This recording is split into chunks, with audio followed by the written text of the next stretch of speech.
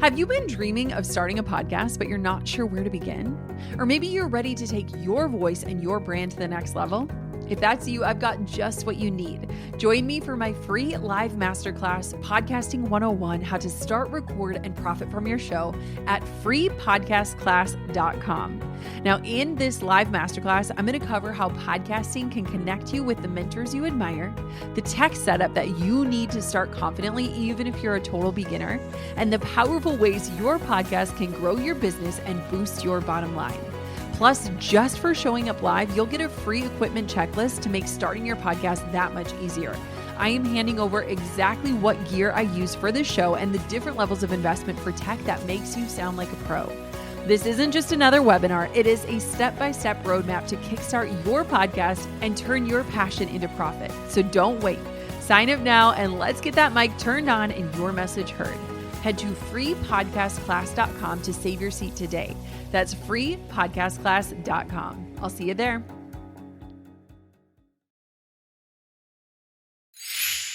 If you're a creative soul looking for a way to take your photography or event business to the next level without adding more hours to your schedule, you're going to love this inspiring story. Catalina was a wedding photographer working her tail off to make $1,000 for weeks of work. But when she added a photo booth to her business, everything changed. She started charging the same amount for just 3 hours of work. Since then, she scaled her business to 7 figures. Now, if you're thinking, that sounds like the dream, you need to check out this free masterclass from Photo Booth Supply Co. It's called Capture Success: How to Turn Your Creative Passion into a 6-Figure Photo Booth Business. Catalina is going to show you how you can take what you're already passionate about and turn it into a massive profit. You'll learn how you can earn $1,000 or more per event with a photo booth rental business. If you're someone who loves creating memories, or maybe you've been looking for a fun side hustle, you've got to check this out. Head to photoboothsupplyco.com/goaldigger to get your free access and my special promo code. This is your chance to work smarter, create more freedom, and build something truly amazing. That's photoboothsupplyco.com/goaldigger. And it's like, I think that's the fun part. It's like, I'm not attracting takers. I'm not attracting people who don't love themselves, who have low self-esteem. I attract great humans who do what? Who become, and then what we produce is just so, amazing. I'm Jenna Kutcher, your host of the Goal Digger podcast. I escaped the corporate world at the age of 23 with nothing more than a $300 camera from Craigslist and a dream. Now I'm running a 7-figure online business that feels even better than it looks, all from my house in small town Minnesota with my family. Here, we value time as our currency. We mix the woo and the work, and we are in the pursuit of building businesses that give us the freedom to live lives that we love. I've always loved turning big goals into reality, and I'm here to help you do the same. This isn't just a peek behind the curtain. Come along with me and my guests as we tear the whole curtain down. Every week, we tackle practical, no-fluff marketing strategies and host honest discussions on what works and what doesn't. Join me and my expert guests for actionable insights to help you grow your dream business with confidence. Pull up a seat and get ready to be challenged, inspired, and empowered. This is the Goal Digger Podcast. Have you ever stopped to think about how every single decision you make today is either a step towards success or a step away from it? Every choice, no matter how small, compounds over time. And for us entrepreneurs, those choices can mean the difference between realizing our dreams or watching them slip further out of reach. Our guest today, Eric Thomas, knows this truth better than most. If you haven't heard his story, get ready to be inspired.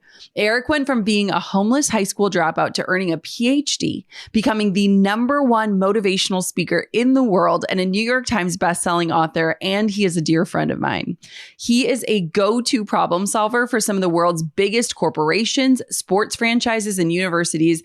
And today, he is with us on Goal Digger to share his insights with you. Eric's latest project, the UOU 365 devotional and the accompanying 30-day challenge are all about getting intentional with your daily decisions because let's face it, those decisions determine whether or not your dreams will become your reality. In today's conversation, we discuss how entrepreneurs can apply this mindset to their own lives and businesses and what it takes to build habits, routines, and boundaries that lead to long-term success. It's time to start building disciplines now that serve you 365 days a year. So if you've been wondering how to stay on track, how to make your daily decisions count, and how to keep pushing forward even when things get tough, this episode is for you. E.T., my friend, my man, welcome to the Gold Digger Podcast. With smaller budgets, shorter timelines, and sky-high expectations, growth is feeling really painful right now. But HubSpot is here to help. They just announced more than 150 major product updates that'll make impossible business growth feel impossibly easy. Like Breeze, HubSpot's suite of new AI tools that'll help you say goodbye to busy work and hello to better work. There's Breeze Copilot, a sidekick to assist with all your tasks and boost productivity. Breeze Agents to automate manual time-consuming work and add expertise. And Breeze Intelligence to give you the richest, most comprehensive picture of your prospects, so you know which are most likely to become loyal customers. They've also reimagined their marketing and content hubs with new ways to create breakthrough content, updated features to generate better leads, and lots more to uplevel your marketing and your revenue forecast. Get ready for growth without the growing pains. Visit HubSpot.com/spotlight to see them all and demo for yourself. That's HubSpot.com/spotlight. We're diving right in. So, E.T., I want to know, what daily decisions or tasks aren't people making that could ensure their success?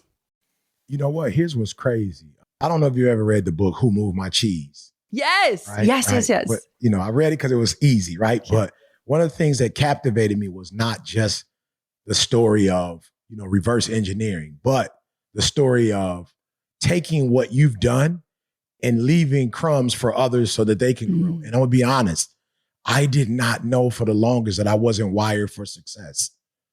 Like, I didn't know it. I was trying my hardest, from homeless, from high school dropout. I was trying to do all these things and I just didn't know. It's like, Eric, you're not wired for success. Like who you are naturally, you're never gonna be successful, And so I actually did this devotional because it was like, when I finally got it, I was like, oh, I got it. I know what it takes now. And the things that I realized was, number one, I needed to be attached to a higher power, and I mean that, like, I was just a loose cannon. I was so emotional, was making emotional decisions. My biological father wasn't in my life.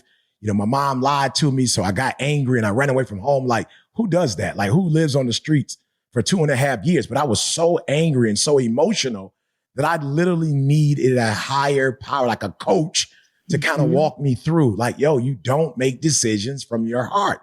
There are some decisions that need to be made from your mind, right? And then the second thing was, like, you don't have high habits. You got habits, but not highly effective habits. And so I was like, I've got to get these habits. So I remember the first motivational 365 book I ever read. And it literally, I was so embarrassed. Phenomenal book, easy book, life-changing book. But it shared with me, okay, you started January 1st, January 2nd, January 3rd. You didn't pick the book up again to February 1st. And then you went February 1st to February 5th. And then you didn't pick it up again to April. And then when you picked up in April, you read a little bit in April. And I was like, not only do I not have good habits, I'm not consistent, right? And so for me, I realized that, people realize you owe you. Of course, you get that. But that's why I did the 365 after the you owe you, because it was like, you can't owe you just in January, or you can't just owe you in February. Like, you owe you every single day. And I think some of us, we look after others and we take care of others and we're constantly doing for others that we forget we got to pay ourselves first. This isn't like some financial stuff, just in terms of life. And so when I finally got connected to God, finally got connected to good habits, then it was like, you can't just do the good habits in January when you feel good. You got to do them January. You got to do them February. You got to do them March. You got to do them April. You got to do them. Like, you get it. Like, you got to do them every single day. And when I put those three together and realized that it was a package deal, that it was a plan, it was a system. And then I put it in a book. Like, yep, you're going to get connected to God. I'm going to share with you all the principles that made me great, but we're going to have to do it every single day. And we can't take a day off. Why? Because we already take days off. So if you take off and the days that life just going to hit you, like you'll never be successful. So for me, that's what I realized. Those were the 3 things that I had to do to change my life. Might I add, to keep changing my life. And can I say this? Because I know you asked me a question, but I got to do this. Yeah. I am so proud of you. Like I got to go here. I know you got a schedule and we're supposed to do some things, but but I have to say this, like I've watched you, especially 2024, and like, yo, you revolutionized yourself. It's like, I got to reintroduce myself. Like, who's this lady? And I'm not just talking about, from a physical sense. Yeah. I'm talking about from a branding sense. I'm talking about who you've become, a mother. I see it, a wife, stuff you're doing for yourself, the sauna, the cold plunging, the beach, like pouring into you and taking care of you. And it's just like, it's so refreshing because there are those who, like us, they get to a certain level. I've been doing this thing online since 2006, 2007. And so many have come and so many have gone. And so many people have reached like a high, and then they're stuck there. And I just watch you and I'm like, wow, you are already dope. Like you were already doing your thing. You were already changing lives, but it's like you have gone. You remind me of Michael Jackson, the kid from the Jackson 5, and then the Off the Wall, and then the Billie Jean, and then the Thriller. It's like you don't know which version is next. I don't even know. But he kept growing. You know what I'm saying? He kept growing. He kept getting better. And so just to watch your evolution this year is for me, it's like, we don't have to stop. We don't have to get stuck. We don't have to reach a pinnacle. Like we can keep growing. We can keep getting better. So I wanted to say that as well. I'm just so proud of you and so grateful for who you've become. And I know your family is benefiting, your audience is benefiting from it, but thank you, congratulations, and all that other stuff. People need to know, like when we met, the funniest thing is we were flying out from an event and all of these like black cars showed up and we were like, let's pay you, but we're just going to ride together. We're going to the airport together. Like, thank you for showing up at 5 a.m, but we need to talk. We have more talking to do. But one of the things, I'm so grateful. I'm so grateful we made the decision because again, it's habits. Yeah. And the old Eric under different circumstances would have been like, yo, I'm just going to get in my car. It's just a coincidence that we're all down here at the same time. But, I need my privacy. I need to be alone. Like, I don't want to take risk. I don't want to do too much. I don't want to do too little. You know what I'm saying? And just would have gotten the car on my own and would have felt like, yo, that was a phenomenal event. But let's just be honest. The event, it paled in comparison to that ride that we all had to the airport and what it did for our relationship, took it to a whole nother level. So yes, thank you for being a friend.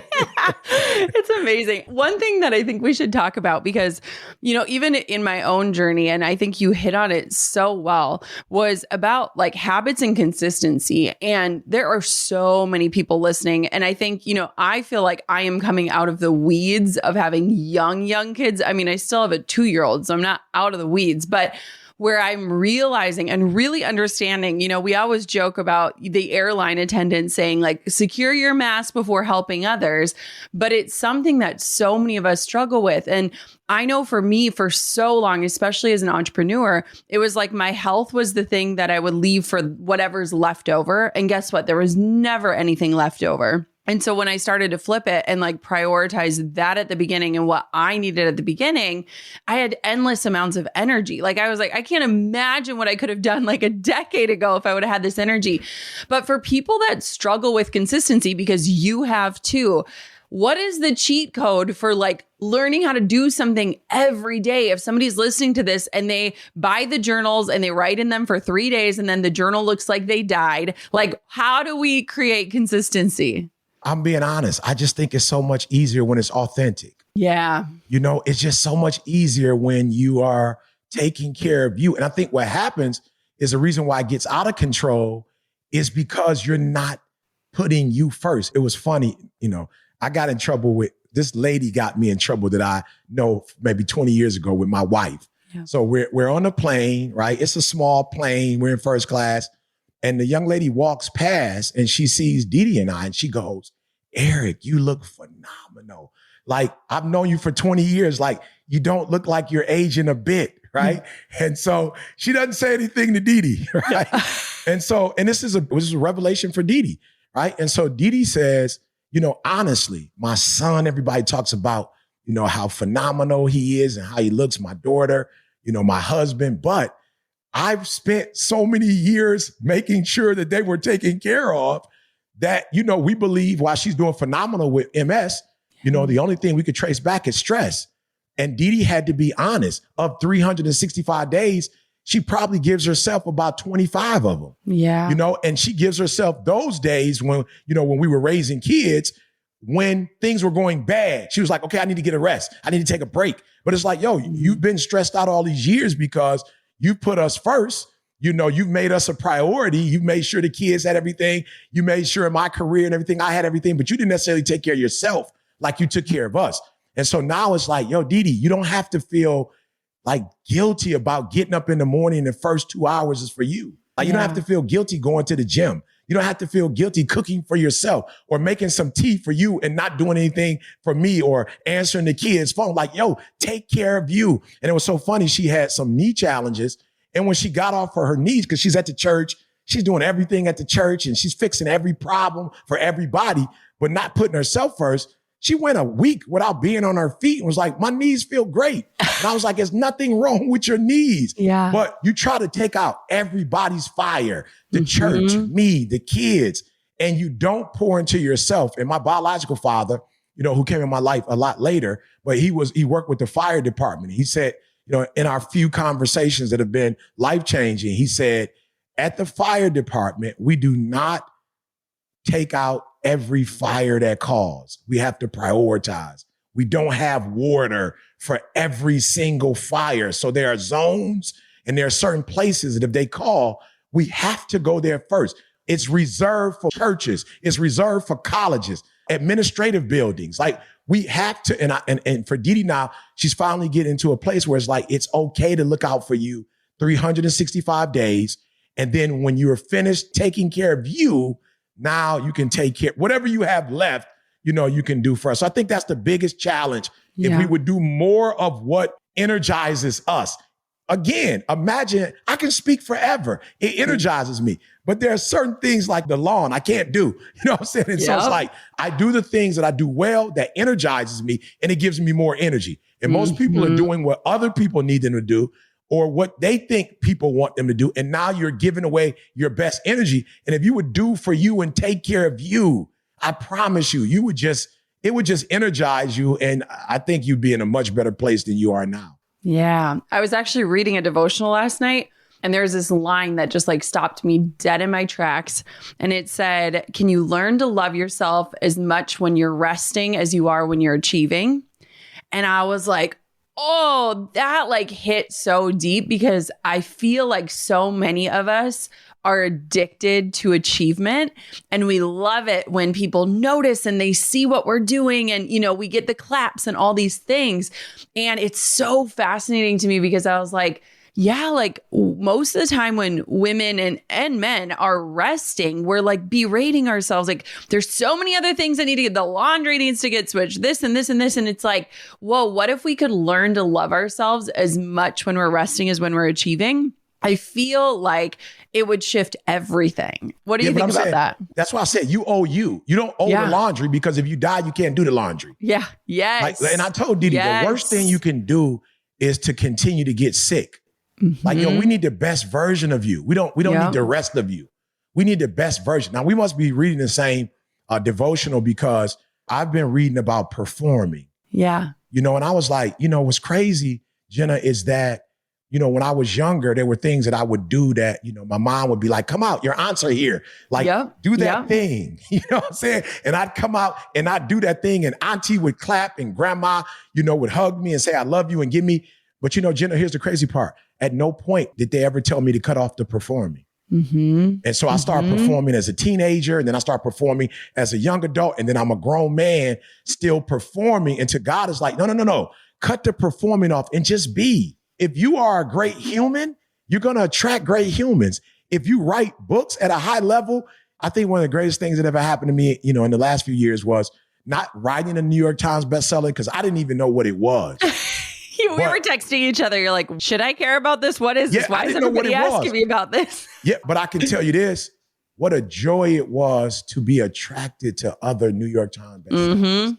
Like, that was the part, meeting you and being with Rory, and Tab was in the room. It was like, this is what happens when you write your story, when you're your authentic self, when you take time away from everything and write and journal. And then you give it to the world. It's like, I don't even know if I would ever know you if it weren't for the writing. And then Rory, and then all the other people that, Ed, all the people that I've met as a result of becoming an author, not I'm going to get in the mastermind, I'm going to meet her. No, I stopped performing. I did not like the people that I was attracting and the things that I was attracting when I was performing. But when I became having my morning devotion, when I became, certain habits that I love, consistency and dedication, when I put all it together, I never forget when I met the author. It's one thing when you read a book, but when you meet the author and then you meet him and then you're doing what he told you to do 365 days, and then it's this community, and then this God, it's like when you put all of that together. So for me, it's stop performing, Eric, become who God already created you to be. And then when I meet people like yourself, and it's like, just like, here's what people say about me that, are around me. Like, it's cool to be around you, but like, it's crazy. You attract other great people. And it's like, I think that's the fun part. It's like, I'm not attracting takers. I'm not attracting people who don't love themselves, who have low self-esteem. I attract great humans who do what?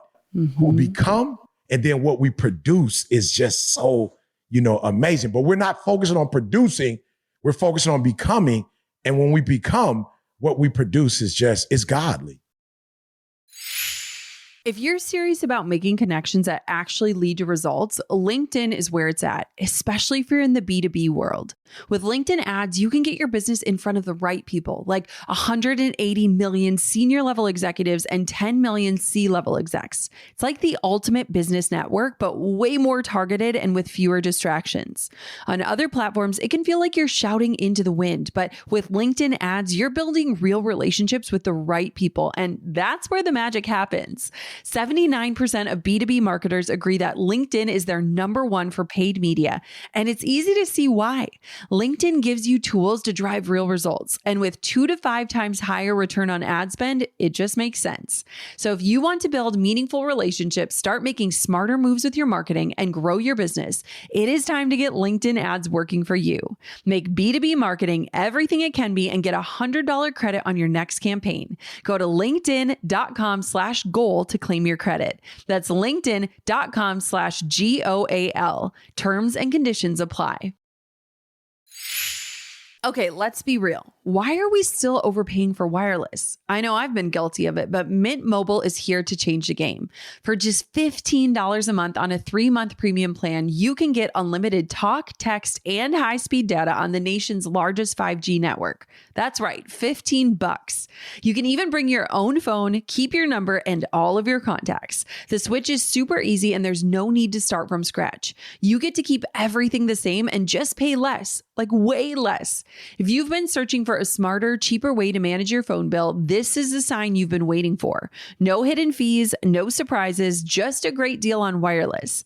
To get this new customer offer and your new 3-month premium wireless plan for just $15 a month, go to mintmobile.com/goaldigger. That's mintmobile.com/goaldigger. Cut your wireless bill to $15 a month at mintmobile.com/goaldigger. $45 upfront payment required, equivalent to $15 a month. New customers on first 3-month plan only. Speed slower above 40 gigabytes on unlimited plan. Additional taxes, fees, and restrictions. It's so interesting because I was talking to my therapist last night and we were talking about visions for next year and things. And I was like, my vision for next year is like spaciousness. And I was like, I just want space to be, to create, to dream, to connect, to serve. And it was such a beautiful vision, because I think in the past I've had visions of like hustling and running and, and I'm just curious for you, like, as you've been creating this practice and this devotional, like what has shifted for you in the kind of unwiring of the performer and the achiever into the person who is just like settling into himself? 2025, I just don't want to feel like I owe anybody. I've kept people around because they didn't grow like I grew, but I kept them around because you were there in the beginning, and I've got all these, no disrespect, but I've got all of these non-producers, let me go that route, and non-creators. And it's like, I've got to carry people. And I'm so tired of carrying people, and especially people who are not grateful, and people who don't understand. And so for the first time in my life, I want to get on the plane and be served. Like 2025, I don't want to have to do the serving and the grocery shopping and the cooking and the preparing, and laying the table out and then feeding you, and then after I feed you, you didn't like the temperature or you didn't like the way it tastes, or you would have used this or you'd use that. And it's like, I'm so exhausted with being there for people who aren't there for me. And in 2025, I just want like this partnerships where you can just show up and nobody's manipulative. Nobody's trying to take advantage of you. Nobody's trying to get an edge. It's just like, we don't need anything from each other. And because we don't need anything, we're just able to really be there for one another. And so I really want to rest. And I don't just mean, the sauna, taking trips, staying in the bed a little longer. I just want to rest from my responsibility or being responsible for others. I just want to be responsible for myself for 1 year, finally. I love that. You have, and I think a lot of people listening can connect with this idea that like so much of their life has been in service to others. And whether they're caretakers, they're raising kids, they're taking care of their clients, they're building their businesses. What are some boundaries that you're going to put in place to make this possible? Because we know we can say what we want, all we want, but like in order to make that happen, like, is there anything that you're going to do in this next year to kind of protect your peace? As our friend Trent Shelton says, what does that look like? I'm going to buy some bodyguards first and foremost. Unrelatable. I'm gonna buy bodyguards. No, here's the easiest thing for me that I just never realized that I did. Yeah. Number one, I'm going to start with me. Yeah. Like it's not that I can't put me first. I just never started with me. I've always started with, what do you need to pay your bills?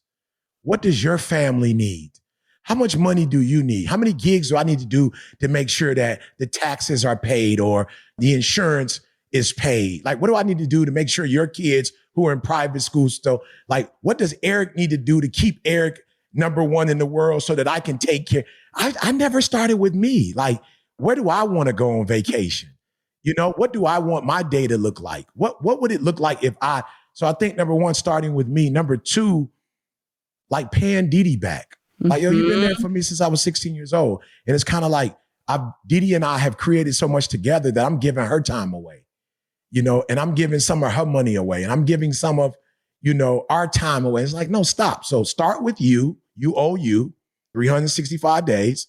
And then you owe Didi because she did come in there. You were a high school dropout. You were homeless. You were living in an abandoned building. You borrowed her dreams and goals. You borrowed her credit. You borrowed her money. You borrowed her responsibility. Like, she was responsible. She took care of business. She graduated in 4 years. Like, she got the first house in her name. Like, you owe her. And no, you guys don't owe anybody else. You've done enough. Like, if you stop doing videos, there are more videos and courses and books that people need. Like, you guys have to look out for each other. And I just came over here. My wife was on the phone, with the church. I guess something was going on. And I said, I'm going to leave her alone. I got to go spend some time with Jenna. But when I come back, we're going to have a call. Get off the phone. Let them figure it out. Yeah. Like, they're going to be okay. Not even selfishly for me. You're wasting an hour on the phone that you could be in the sauna. And so when you go, I didn't have time to do yoga today. You did have time. You gave it away to them. Let them figure out how they're going to do what they're going to do. So for me, it's put you first, Eric. Like, for real. Write it down. What do you want? Stop starting with them. Stop. This school call, they need you. Of course they do. They're going to always be kids that are struggling, that are among us. But Eric, you need you too. And so that's where I'm going to start. And then once I write it down, Jenna, it's something about writing it that makes it plain. I'm going to make a commitment to myself and a contract to myself. I'm always signing contracts with other people. I'm always calling legal for somebody else. It's like, no, write a contract to yourself. Make a vow to yourself. Stop teaching people to make all these vows to themselves and you never make one to you. So Eric, make a vow that this is going to be your year, Dee Dee's year, not even the kids. Somebody called me, the guard at our property in California called, Uber is here. I'm like, Uber? Like, who is that? My son's spending a couple of days there. And I'm like, I called my son. I was like, yo, do me a favor. Don't do that. You know I'm like, that's not your house. And I know you love me and I love you, but no. Ask me, can you do? And so I've always put everybody's needs before me. 2025, I'm going to be selfish. What does Eric want? And once I write it down, what does Dee Dee need? Once I write it down, I'm going to keep that commitment to myself this year. You know, I'm going to hold you accountable because I'm good at that. I mean, I think that it's beautiful. And I think too, for so many people, especially, I feel like at this time of year, we're really kind of in that reflection mode of like, okay, how have things shaken out? And how was I feeling January 1st? And how am I feeling today? And what's so interesting to me is I think a lot of people say what their values are, but when you look at their calendars or their email inboxes or whatever, it'd be really hard to see their values being lived out. And it's so much harder to do in practice, right? It's easy to say, it's hard to follow through. And so I feel like this is such a beautiful setup of like what actually matters to you. And if I were to like look at your calendar, could I really see what you're prioritizing in your life and see that reflected back? And I think that that can be really sobering for a lot of people because we recognize that we are, you know, serving and we're out there, we're saying yes to all the wrong things, which means no to all the things that really matter. And so I think that's so powerful. Well, when you talk about January, let's go back. One of the things I did, and this is metaphorically, I know some people really struggle with it. So I don't use this illustration to be insulting to anyone, but I had to give the keys away, right? So I wouldn't get a DUI in life, right? So I just had to say, hey, I do want to travel, but I can't drive. So here. And so I gave Mustafa the keys. I gave him the keys to my schedule. I gave him the keys to the engagements that I choose and I don't choose. You know, I just gave him the keys. He runs the staff now. You know, he does everything. So it's like, I talked to him for 10 minutes and I got all my time back. So I don't know staff meetings, you know, none of that. So January, I just gave him the keys. And let me just say this, it's been a joy, you know. Now, what I want to do in 2025 is to give him the keys and not watch him drive. I want to give him the keys now and just like make it scenic. Yeah. You know, so this year was hey, you got the keys. But there were a couple of times I called everything. How are the kids? You know what I'm saying? Yeah. And my mom has this thing when of course the kids are grown now. Yeah. But when we were younger, my mom had this thing of, do me a huge favor. If I watch the kids and this is my time with the kids, do not call the kids while I have the kids. Yeah. Right? Because I would call 2-3 times. My mom's like, listen to me. I raised you. Everybody's alive. Yeah. I raised you. Okay. Yeah. You turned I'm a better parent than you are. Right. And so there are times though that we do give things up. Yeah. But we keep babysitting. Yes. And so as I go into 2025, it's, hey, run the company and I'm not going to be checking in on you. I know everything as well. But I will say this, I've got to go do a gig in London. And so it was like, you know what? I don't drive the vehicle anymore. Hey, we're all the way in London. Hey, Dee Dee, let's go to Venice. Mm-hmm. Hey, let's spend a couple of days in Rome. You know, I love Gladiator. I've never been to the Colosseum before. So I'm like, hey, let's just go. And let's just be irresponsible. Like, just cut our phones off. You know, everybody's going to be fine. Let's not go and still do our meetings. Let's not go and still be on the calls that we're on. Like, let's go. Let's just let's just be irresponsible. We've been responsible for so long. Let's get in Europe and let's just be irresponsible. We're in a different time zone. Yeah. If it's an emergency, you can't get us anyway. Yeah. You got to call 911 anyway. Yeah. So it's like, let's just go and enjoy ourselves. And that's just not something I was doing before. If I would go, I would take a small suitcase that had business on it. And so now we're going to leave the business suitcase at home. We're going to leave the responsibility book bag at home. Yeah. And we're going to go and be irresponsible, just enjoy ourselves. and have a good time and not talk about next year it's like, no, this is an opportunity. I didn't plan for it, but it came up. So while we're flying all the way over there anyway, let's enjoy what's there. It's so funny because even like the thought of being disconnected, I think it stresses people out. And I was just talking to one of my best friends.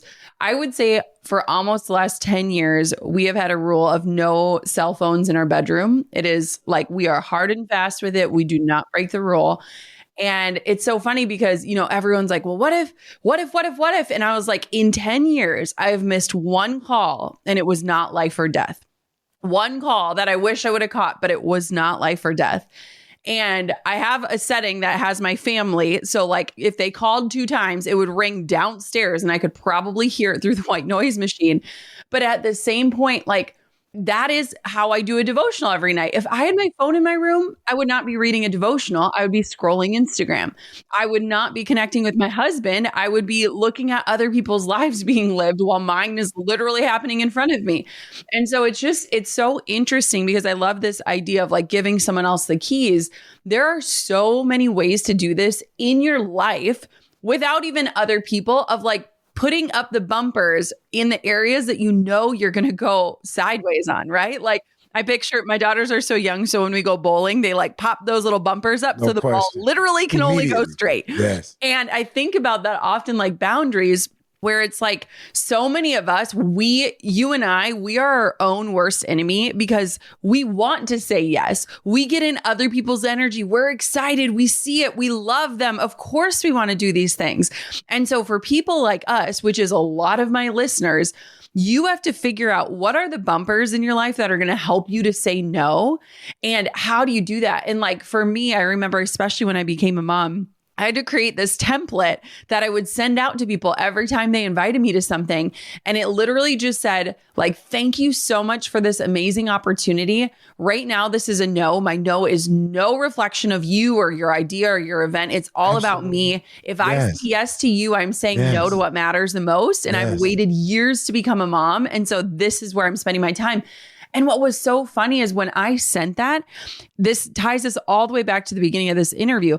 It was like a breadcrumb for someone else to recognize that you can say no and it's not a negative experience. I just think it's so powerful and we miss it so often. Yeah. And I think we miss it because a lot of us, we're reading and we're not necessarily becoming. Mm-hmm. So a lot of times when you adapt or adopt a principle that you have not embraced in your heart, it doesn't last as long. And so, for instance, you might say, Eric, what are your bumpers? Well, if I don't honor bumpers or I don't honor boundaries, like, I have this rebellious, independent spirit. It's like, I don't respect boundaries. But then when I start to really, this is why I say you have to, as much as you can, you have to know the author. Mm-hmm. You have to know the author. You have to know the intent of the author. This is why the courses are so important. It's like, when you do a book, and that's why when I started doing books, I was like, okay, I got to be careful. I have to offer the course because sometimes when you read the book by itself, you making up stuff or you're not really understanding what I'm saying. Like you really need to, not for the sake of the course, but for the sake of understanding the heart of why I said what I said, so you can get it. And then once you get it, it's like, I got it. I didn't respect boundaries at first. I used to think that, boundaries were limiting, that boundaries were stuffy and boundaries were death, and they didn't enjoy life. They didn't. But then I realized like, no, Eric, if you are a bird that flies, but there are no boundaries, for every free bird, you are a prey to another bird.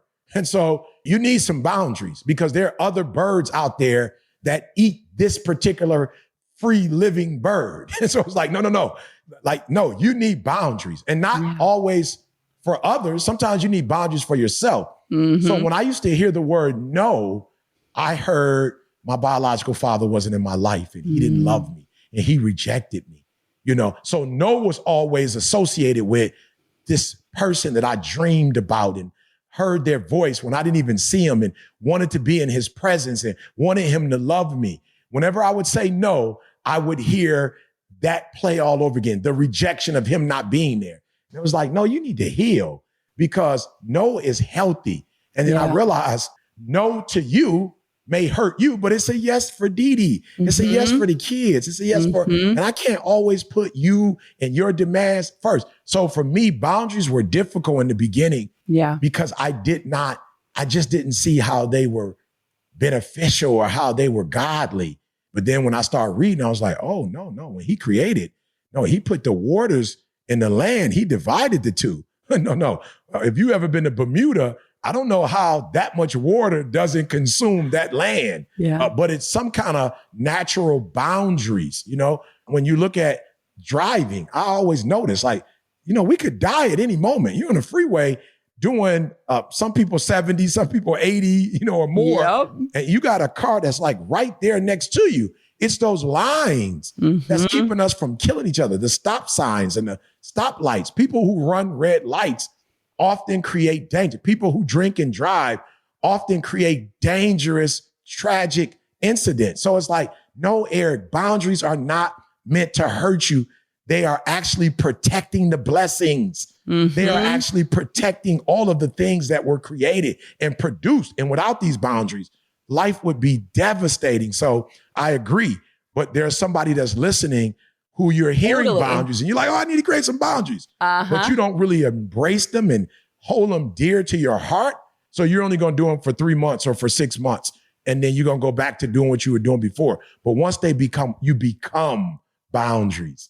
Once you become loving yourself, then you automatically know when to say no and you know how to say no. And it's fluid because you're not saying it to hurt or hinder. You're saying it to help. If you're a creative soul looking for a way to take your photography or event business to the next level without adding more hours to your schedule, you're going to love this inspiring story.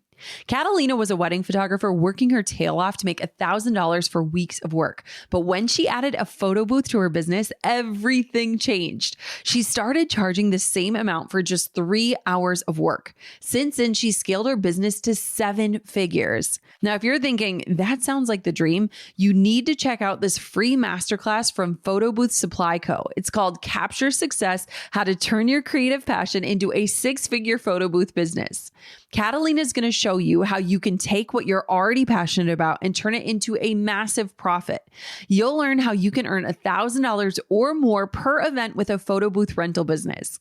If you're someone who loves creating memories, or maybe you've been looking for a fun side hustle, you've got to check this out. Head to photoboothsupplyco.com/goaldigger to get your free access and my special promo code.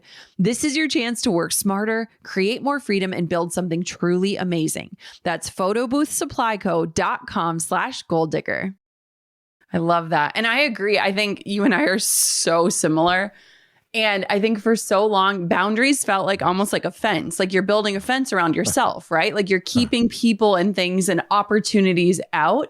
And what I've come to learn is that boundaries don't keep things and people out of our lives. They keep us in our lives. And that changed everything because it was almost like this juxtaposition of like, I'm building this fence around me and protecting, but then it's like, wait, no, I'm like protecting what's sacred. And so I agree. I want to know. Say it again for the people in the back. Say it again for the people in the back. Boundaries don't keep things, people, or opportunities out of your life. They keep you in your life. And that is the game changer. I need to know, my friend, what was it like writing a devotional? Like how does it go? I am someone who has read a devotional of some sort every single night before bed for years and years and years. So talk to me about this process because it's different. Grueling. Brutal. And let me tell you why, because this is the first thing I've ever done that I had to include others in to the extent that I normally keep people out. Yep. And so for me, it was, Eric, you cannot pull this off and be a blessing to the world if you only write from your personality. So, of course, we have the assessment, pilot, the flight attendant, the grounds crew, and the air traffic control. So I literally brought in one of each that I really looked up to and I admired, and I allowed them to play with my heart and to play with my mind and to play with my ideas, which I don't normally do as a speaker. That's it. Like I come up with my own speech. You know, Didi can get in there a little bit. You know, CJ says what he says after the fact, you know, but I'm very private. And when it comes to my story, it's very personal. But on this one, it was like, yo, I have to sit with people who are decisive. And I have to sit with people, you know, who are a little bit more patient and paceful. And I have to sit with people who are much more strategic and methodical than I am. You know, so we all sat together daily, you know, and I was like, hey, here's my baby. And they, you know, iteration after iteration. Sometimes it looked different than what I was like, that's not what that's not what I meant. That's not what I said. Yeah. You know? But the one thing that's so rewarding is those few people who've been able to, you know, that focus group that's been able to really go through it. They've all said, yo, you spoke to the whole of me. And that hasn't always happened with me. There are times where I get energetic and I don't say the whole thing that I meant. And I miss words and I don't, you know what I'm saying? And so this one, while it didn't feel good to me in the natural, on the back end, you know, mothers, you know, fathers, you know, athletes, preachers, business owners, you know, everyday people like myself, you know, nuns, you know, preachers, like students were like, yo, I've never read something so comprehensive before. Like, how did you decide that? Why did we write right there? Why did you put that quote? It's like genius. Like, I'm really getting into it. I feel like I'm discovering myself as like most books I read and I study them and I'm learning more about them. It's like, yo, I'm learning about me, you know? And so it was different, but definitely I feel like this is the one for the ages. And the fact that it's not just an audiobook with it, but it's coaching with it as well. Like, imagine being with ET 365 days. Like, you know, me talking to you directly, you know, and breaking it down, what I meant, what I got from it, what you need to do structurally, not just inspirationally, but strategy. Okay, we're going to meditate. All right, now is the time to really think it through. Okay, now is the time to write. Okay, now is the time to apply. And so people are like, yo, the videos that you do online are great. But this is like, for me, personally, for me, I'm spending 30 minutes a day with you. It's like, yo, after the first 30 days, I couldn't believe that you offered it, but I couldn't believe how it changed my life. A guy just called me yesterday. My 20-year-old daughter, she's now doing it. And he showed me the quotes that she's right. He's like, I couldn't get my baby girl to get serious, but you, the book, God, the spirit that's in it. And so it is just, I must be honest and say, I really feel like I hear, well done, thou good and faithful servant. I really feel like God is like, you have grown and some of your healing is showing up in the book. You've written this without some of the insecurities. You've written this without some of the fears. Like, you wrote this as a community, you know? And so I'm just so proud of myself that I was able to get past that Eric that was holding me up for so many years and really getting into more of the, you know, ET that the Lord created. And what we have done collectively is marvelous. I wouldn't say it if it was just me, but as a team, what we've done to help others is marvelous. I love that. One thing you said that I love is like your whole self. And I feel like, especially when it comes to spirituality and habits and consistency, it's like we kind of box things up. I feel like women are so good at compartmentalizing mental, emotional, spiritual, physical, like all the different aspects of our lives. And a lot of times certain areas are thriving while other areas are suffering. And I feel like our whole world is waking up to like, we need to like treat the whole person, like the whole situation, not just parts of you or the parts that people love of you or the parts of you that you can't heal or whatever. It's like, show up as your whole self. So I love that. I think that's so beautiful. And if I have permission to say, you know, to all the women out there, first of all, thank you, you know, for real. I was predominantly raised, you know, by my grandmothers, and my mother's mother had 14 children, 11 girls. So I had two uncles that were not present in my life. One uncle was, but he was close to my age. My grandmother actually I have an aunt that I said, you are a super cousin. Okay, you're younger than me. You're a super cousin. Okay. And so I was raised, you know, on both sides. Even my biological father that wasn't in my life, his sister, Cleo, who was named after my grandmother, has been there for me, you know, like a mother. And so I lost both of my grandmothers like 30 days apart about 2 years ago. So I just want to say, and then having Dee Dee in my life as a high school dropout, homeless at 16, women have played such a critical role in my life. But I do want to say thank you, but then also want to say, you don't know how much time you have on this earth, and you should give some to yourself. And you guys do an amazing job of taking a kid from homeless high school dropout to #1 motivational speaker in the world, New York Times bestseller, PhD. Like, I feel bad for my wife sometimes because she's done more for me than she's done for herself. Yeah. Like, she coached me into a PhD. Like, she helped me to become a multimillionaire. Like, I went from living in abandoned buildings to I can't walk in a restaurant without people knowing me. And that's what you guys do. You pour into, you build, you create, you produce for others naturally. But for whatever reason, you don't look after yourself in the same way that you look after your children and the men in your life or the lovers of your life. And I just want to give you permission. You already know you dope. You can look at your fruit and tell you're dope. But sometimes you don't benefit from you in the way others benefit from you. And it's just not fair. And so it doesn't mean that you stop taking care of people, but it does mean that it's a balance, that others, your gifts shall make room for you. That's what it says. It didn't say that your gifts shall make room for millions of others and not make room for you. It says, and your gifts shall make room for you. So it's not fair for you not to benefit from you. And so I just want to say, for real, you do owe you. and you know you owe you. Yeah. And you know you owe you every day. But I challenge you to apply what you know. Yeah. And you know you owe you. And so write the check and cash it. Write the check to you and cash it. And here's my final encouragement. I'll use that word. It's my final encouragement. And don't feel guilty about it. When you do for you and you benefit from you and you're just as blessed as your spouse or your children or your business, you've blown some company up.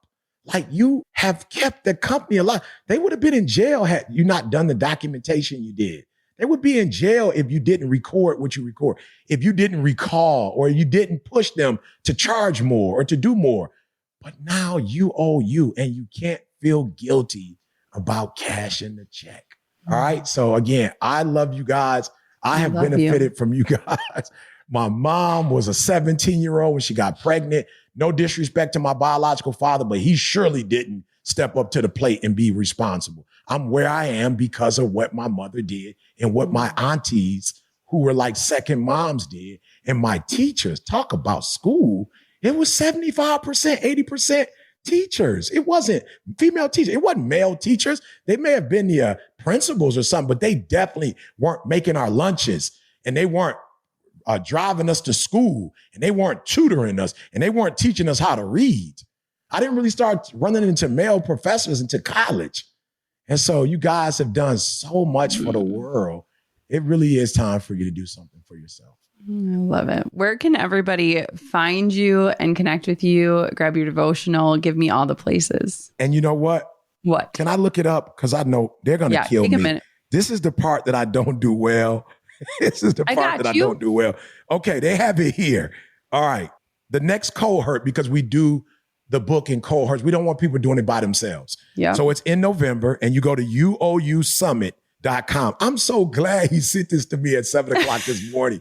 I didn't know that I would need it. I didn't pay attention to what it was, but it's uousummit.com, right? It's a waiting list, but join the waiting list. But don't wait to join the UOU waiting list. Like, you tap into taking care of you. Every young lady that's listening today, you take care of you now, but uousummit.com, you can get on the waiting list, and we start in November, which is weird because it is really October. It seems like that's like a long way to go, but I guess we're closer to right November around the corner. We're closer than we think. E.T., I love you. I'm so thankful for you. Yeah, this is amazing. Your spirit, what you're doing for the world. You know, I have people that work for me that absolutely, you're first, I'm like third. So your team keeps reaching out because they're just they're like, how are you? So it is very real, and we love you. They love you. Yes. I don't know if Katie wants me to say her name, but Katie, I love Katie. Katie absolutely adores you. Oh, I love Katie. You're the best. E.T. is by far one of my favorite people I've ever been introduced to in this crazy online world. And it's so funny. We became such fast and unexpected friends. We met at an event 2 years ago. I ended up going to speak at his event, and we've kept in touch, like actually really well. He is someone who tells it like it is and who is figuring it out like the rest of us, but who is consistently and consciously leaving those breadcrumbs for all that are following in his wake. And I love him. I love talking to him. I love learning from him. I love hearing about his life. So I hope today's episode was equally inspiring to you. I hope that you consider what habits and boundaries you can bring into your own life to help you move you towards your goals, but also to a more restful and enjoyed life. Thank you so much for listening to this episode of the Goal Digger Podcast. If you love today's show, take a minute to make sure you're subscribed, rate it, leave a review. All of those make such a difference for this Goal Digger community and for me and my team. And of course, until next time, Goal Diggers, keep on digging your biggest goals. Thanks for pulling up a seat for another episode of the Goal Digger Podcast. I hope today's episode fueled you with inspiration, gave you information that you can turn into action, and realigned you with your true north in life and business. If you've enjoyed today's episode, head on over to goaldiggerpodcast.com for today's show notes, discount codes for our sponsors, freebies to fuel your results, and so much more. And if you haven't yet, make sure you're subscribed so that you never miss a future show. We'll see you next time, Goal Diggers.